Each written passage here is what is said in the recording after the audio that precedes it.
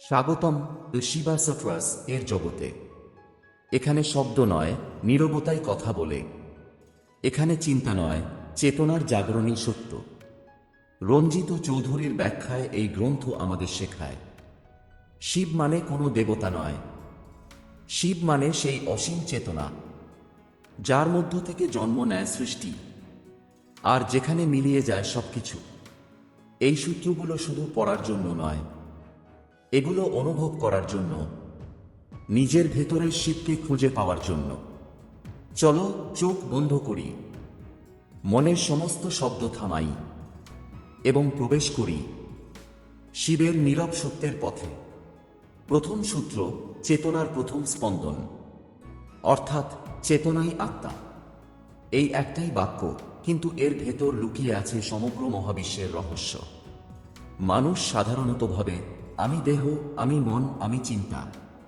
কিন্তু শিব সূত্র এর প্রথম স্পন্দন বলছে, না, তুমি দেহ নও, মনও নও, চিন্তাও নও। তুমি সেই চেতনা যে সব কিছু দেখছে, অনুভব করছে, তবুও সবকিছুর ঊর্ধ্বে অবস্থান করছে। যেমন আকাশে মেঘ আসে আর চলে যায়, তেমনি আমাদের চিন্তা, অনুভূতি, ভয়, আকাঙ্ক্ষা আসে এবং মিলিয়ে যায়। কিন্তু আকাশ নিজে বদলায় না। তেমনি আত্মা, সেই চেতনা, সবসময় একই, শুদ্ধ, অবিচল। রঞ্জিত চৌধুরী এখানে ব্যাখ্যা করেছেন, যে মুহূর্তে তুমি বুঝে ফেলো আমি চেতনা, তোমার সব বন্ধন ভেঙে যায়। কারণ তখন তুমি আর বাইরের জগতের নাটকে জড়াও না, তুমি হয়ে যাও সাক্ষী, দর্শক, যে শুধু দেখছে কিন্তু ভেতরে কোনো ঢেউ তুলছে না। এই সূত্র আমাদের শেখায়, ধ্যান মানে পালানো নয়, ধ্যান মানে ফিরে আসা নিজের মূল সত্তায়। যে আমি প্রতিদিন কষ্ট পাই, ভয় পাই, সুখ পাই, সে কেবল এক প্রতিফলন। আসল আমি হলো সেই চেতনা যে নীরবে সব অনুভব করছে কিন্তু ছুঁয়ে যাচ্ছে না কিছুই। এক মুহূর্ত চোখ বন্ধ করো, নিজের নিঃশ্বাস শুনে দেখো। নিঃশ্বাস নিচ্ছ, এটা অনুভব করো, কিন্তু এবার সেই অনুভবের পেছনে যে দেখছে তাকে অনুভব করো। ওটাই তুমি, তোমার আসল সত্তা, চৈতন্য। এটাই প্রথম সূত্রের মর্ম। যখন তুমি জানবে আমি চেতনা, তখন মুক্তি তোমার স্বভাব হয়ে যাবে। এইভাবে শিব সূত্র শুরু হয় একটি বাক্যে, কিন্তু তার ভিতর আছে চিরন্তন মুক্তির বার্তা। চলো এবার আমরা এগিয়ে যাই। দ্বিতীয় সূত্র, দর্শক ও দৃশ্যের ঐক্য, অর্থাৎ নিজেকে চিনে নেওয়াই মূল কাজ। প্রথম সূত্র আমাদের শেখায় তুমি চেতনা। এখন দ্বিতীয় সূত্রে শিব বলছেন, তুমি কেবল চেতনা নয়, তুমি সেই চেতনা যা সমস্ত দৃষ্টিকে ধারণ করছে। আমরা প্রতিদিন অনেক কিছু দেখি, মানুষ, ঘটনা, সুখ, দুঃখ। কিন্তু আমরা কি সত্যিই দেখছি? না, আমরা কেবল প্রতিফলন দেখছি। যে চেতনা সবকিছু দেখছে, সেটি আসল দর্শক। এই দর্শককে চেনে, সেটিই হলো মুক্তির ধাপ।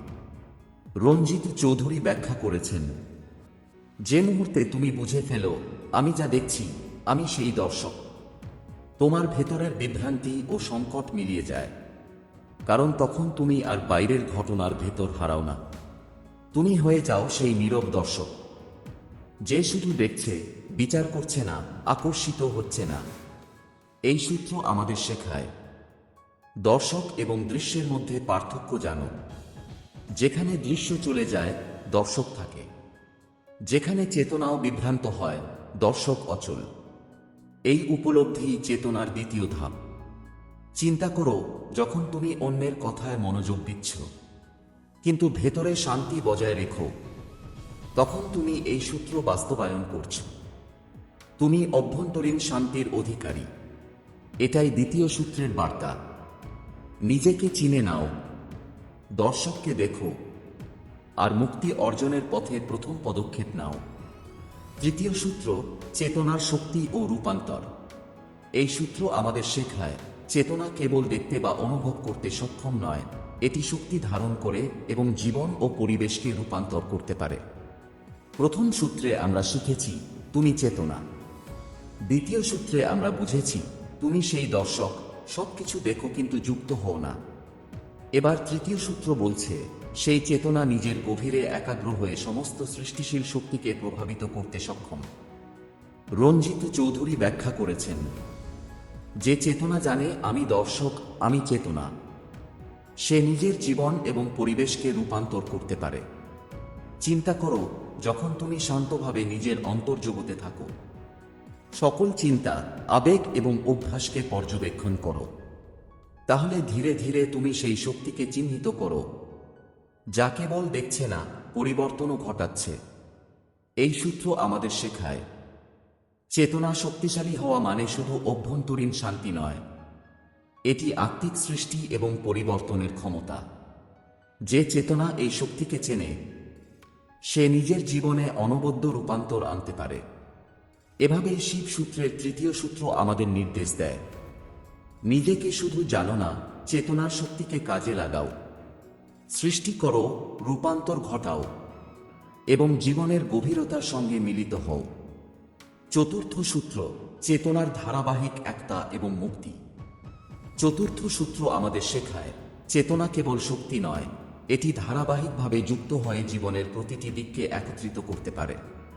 আমরা দৈনন্দিন জীবনে নানা বিভাজন অনুভব করি, সুখ ও দুঃখ, আশা ও ভয়, দেহ ও মন। কিন্তু চেতনার ধারাবাহিক একটা বোঝা মানে এই সব বিভাজনের পেছনে থাকা মূল সত্যকে দেখার ক্ষমতা অর্জন করা।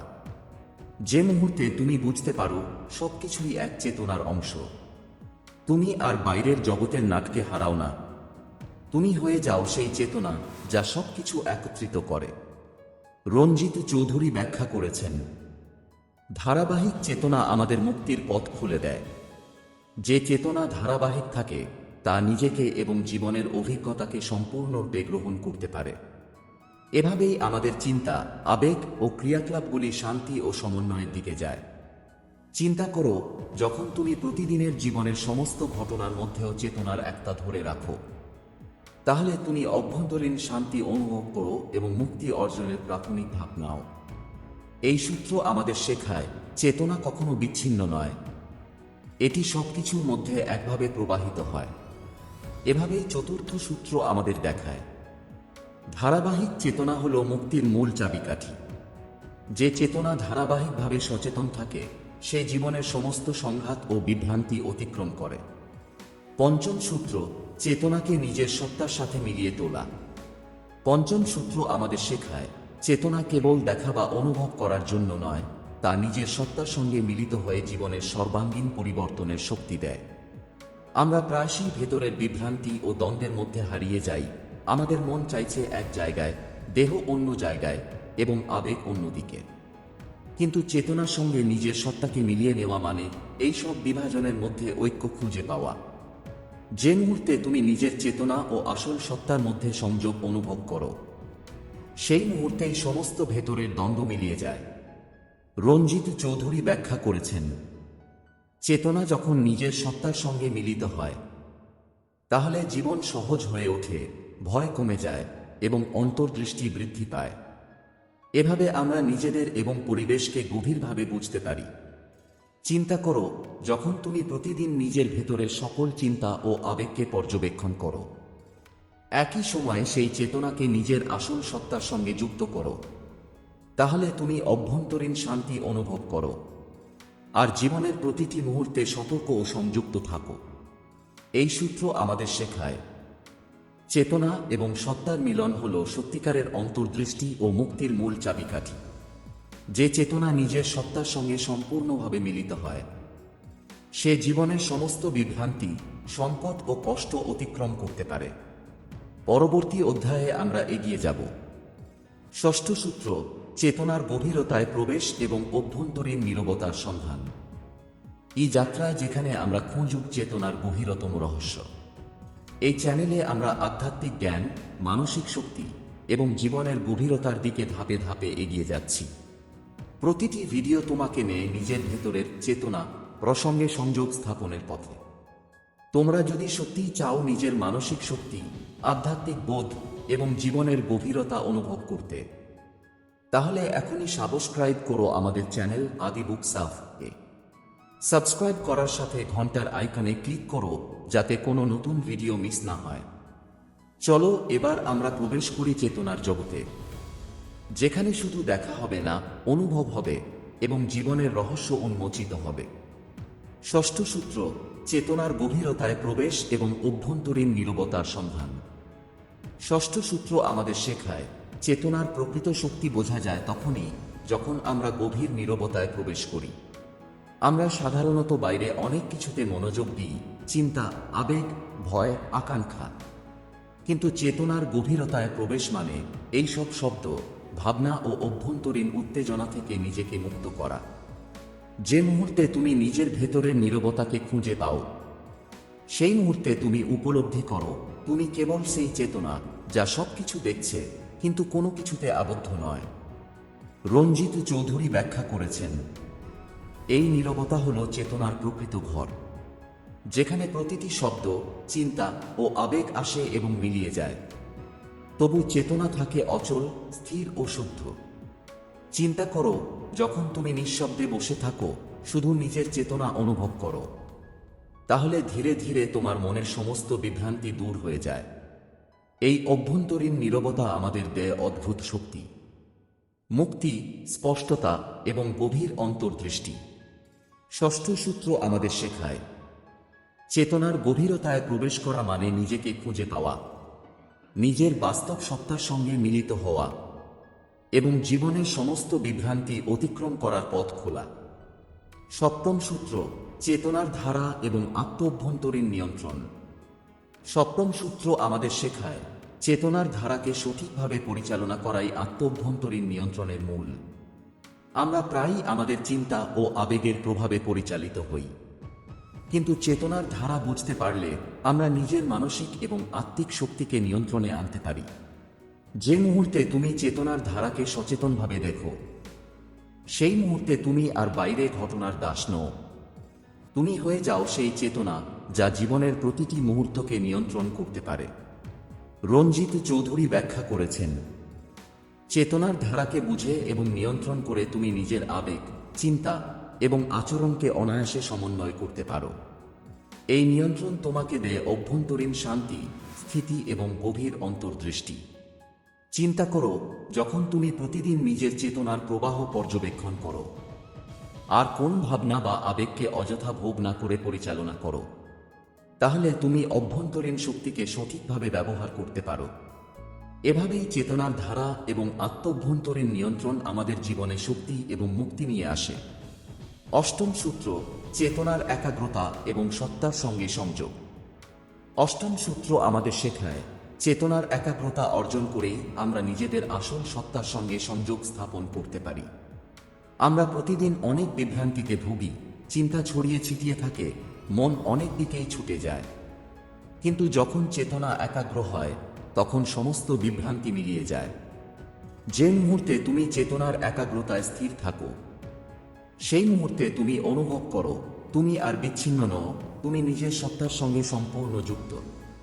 রঞ্জিত চৌধুরী ব্যাখ্যা করেছেন, চেতনার একাগ্রতা আমাদের দেয় ক্ষমতা, স্পষ্টতা এবং অন্তর্দৃষ্টি। যখন তুমি মনকে নিয়ন্ত্রণ করো এবং চেতনাকে একত্রিত রাখো, তখন তুমি নিজের ভেতরের শক্তি ও মুক্তির দ্বার খুলে দাও। চিন্তা করো, যখন তুমি প্রতিদিন চেতনাকে লক্ষ্য করো, মনকে এক বিন্দুতে ধ্যান করো, তাহলে তুমি ধীরে ধীরে নিজের আসল সত্তার সঙ্গে সংযোগ স্থাপন করো। এভাবেই চেতনার একাগ্রতা আমাদের জীবনের গভীরতা এবং আধ্যাত্মিক শক্তি প্রদান করে। পরবর্তী অধ্যায়ে আমরা এগিয়ে যাব। নবম সূত্র, চেতনার মুক্তি এবং চিরস্থায়ী শান্তি। নবম সূত্র, চেতনার মুক্তি এবং চিরস্থায়ী শান্তি। নবম সূত্র আমাদের শেখায় চেতনার প্রকৃত লক্ষ্য হল মুক্তি এবং চিরস্থায়ী শান্তি অর্জন। আমরা প্রায়ই বাহ্যিক জগতে সুখ খুঁজতে চেষ্টা করি, ধন, পদ, সম্পর্ক, কিন্তু আসল শান্তি কখনো বাইরে পাওয়া যায় না। চেতনার মুক্তি আসে তখনই যখন তুমি নিজের ভেতরের চেতনাকে সম্পূর্ণভাবে জানো, গ্রহণ করো এবং তাকে সঠিকভাবে পরিচালনা করো। রঞ্জিত চৌধুরী ব্যাখ্যা করেছেন, যে মুহূর্তে তুমি চেতনাকে নিজের আসল সত্তার সঙ্গে একত্রিত করো, সেই মুহূর্তে সমস্ত ভয়, দুঃখ ও বিভ্রান্তি মিলিয়ে যায়। চেতনায় স্থিত হওয়া মানে জীবনের প্রতিটি মুহূর্তে শান্তি এবং অভ্যন্তরীণ স্থিতিশীলতা অনুভব করা। চিন্তা করো, যখন তুমি নিজের চেতনার দিকে মনোযোগ দাও, মনকে স্থির রাখো, অনুভূতি এবং ভাবনাকে পর্যবেক্ষণ করো, তাহলে তুমি উপলব্ধি করবে মুক্তি মানে বাহ্যিক ছাড়া অন্তরের গভীরে অভ্যন্তরীণ শান্তি। নবম সূত্র আমাদের শেখায়, চেতনার মুক্তি এবং চিরস্থায়ী শান্তি অর্জনের জন্য আমাদের নিজেকে সম্পূর্ণভাবে চেতনার সঙ্গে মিলিয়ে নিতে হবে। এই মিলনেই নিহিত জীবনের সত্য এবং চিরন্তন আনন্দ। পরবর্তী অধ্যায়ে আমরা এগিয়ে যাব। দশম সূত্র, চেতনার সর্বোচ্চ একতা এবং সর্বজ্ঞতা। দশম সূত্র, চেতনার সর্বোচ্চ একতা এবং সর্বজ্ঞতা। দশম সূত্র আমাদের শেখায়, চেতনা তখনই পূর্ণতা লাভ করে যখন এটি সর্বোচ্চ একতা এবং সর্বজ্ঞতার সাথে মিলিত হয়। আমরা প্রায়ই জীবনের বিভাজন এবং সীমাবদ্ধতার মধ্যে আটকা পড়ি। আমরা নিজেকে এবং জগৎকে আলাদা ভেবে বিভ্রান্ত হই। কিন্তু চেতনার সর্বোচ্চ একতা বোঝা মানে সবকিছুকে একরূপে দেখতে শেখা। যে মুহূর্তে তুমি উপলব্ধি করো তুমি, জগৎ এবং চেতনা সবকিছু এক, সেই মুহূর্তে তুমি সর্বজ্ঞতার অভিজ্ঞতা অর্জন করো। রঞ্জিত চৌধুরী ব্যাখ্যা করেছেন, যখন চেতনা সর্বোচ্চ একতা অর্জন করে তখন বিভাজন, দ্বন্দ্ব ও দ্বৈততার সমস্ত বন্ধন মিলিয়ে যায়। সর্বজ্ঞা মানে জীবন, ঘটনা, চিন্তা, অনুভূতি সবকিছুর মধ্যে গভীর উপলব্ধি এবং সম্যক বোধ। চিন্তা করো, যখন তুমি নিজের চেতনার সমস্ত দিক একত্রিত করো, সমস্ত বিভাজন ও ভিন্নতাকে দূর করো, তাহলে তুমি শুধু দেখো না, তুমি বুঝো। জীবন এবং জগৎ এক অভিন্ন চেতনার অংশ। দশম সূত্র আমাদের শেখায়, চেতনার সর্বোচ্চ একতা এবং সর্বজ্ঞতা অর্জন করায় চিরন্তন মুক্তি এবং প্রকৃত অন্তর্দৃষ্টির চূড়ান্ত ধাপ। যে চেতনা এই একতা অনুভব করে সে জীবনের প্রতিটি মুহূর্তে পূর্ণতা, শান্তি এবং অনন্ত জ্ঞান পায়। ধন্যবাদ তোমাদের সবাইকে আমাদের সঙ্গে এই আধ্যাত্মিক যাত্রায় অংশ নেওয়ার জন্য। আজ আমরা শিখেছি শিব সূত্রের প্রথম 10টি সূত্র, চেতনার প্রকৃতি, দর্শক হিসেবে থাকা, চেতনার শক্তি, একতা, নীরবতা এবং সর্বোচ্চ একতা ও সর্বজ্ঞতার পথে যাত্রা। এই শিক্ষা শুধু পড়ার বা শোনার জন্য নয়, এগুলো তোমার প্রতিদিনের জীবনে অনুশীলনের মধ্য দিয়ে জীবন্ত হবে।